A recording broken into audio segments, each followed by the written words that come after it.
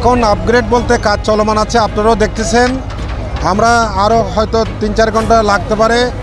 Excavator দিয়ে মাটি কাটা শেষ করলে আমরা বিগ টিম আমরা উদ্ধার করব, তখন আপনারাও থাকবেন, আমরাও দেখব, সবাই দেখবো। এটাই। আড়াইটের দিকে আমরা সংবাদ পেয়েছি এখানে যে একটা শিশু একটা 6 ইঞ্চ একটা মানে পাইপের ভিতরে পড়ে গেছে। এই সংবাদ পাওয়ার পর আমাদের জনবল তানুর থেকে এবং রাজশাহী থেকে আমরা আসলাম। আসার পর ঘটনার পরিস্থিতি দেখলাম যে কি গর্তটার উপর দিয়ে আমরা আসার আগে পাবলিক কিছু মাটি কাটার পরে মাটিগুলো ভিতরে পড়ছে। যে তারপরেও আমাদের সার্চ ভিশন ক্যামেরা দিয়ে আমরা দেখলাম বাচ্চাটার কি অবস্থা।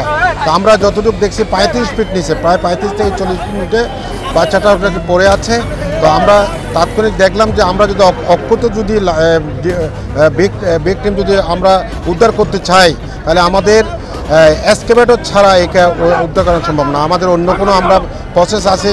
যদি লাইভ বিগ টিম যদি নারী রাস্তার একমাত্র নাম ফেমিকন, যেন কাশফুলের নরম ছোঁয়া।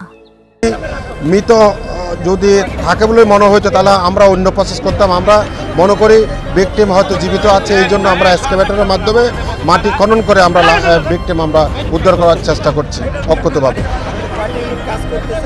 আমাদের ফায়ার ব্রিগেড থেকে আমরা 3টা ইউনিট, চাঁপাইনবাবগঞ্জ, রাজশাহী এবং তানুর, আমরা 3টা ইউনিট এসে আমরা এখানে কাজ করছি।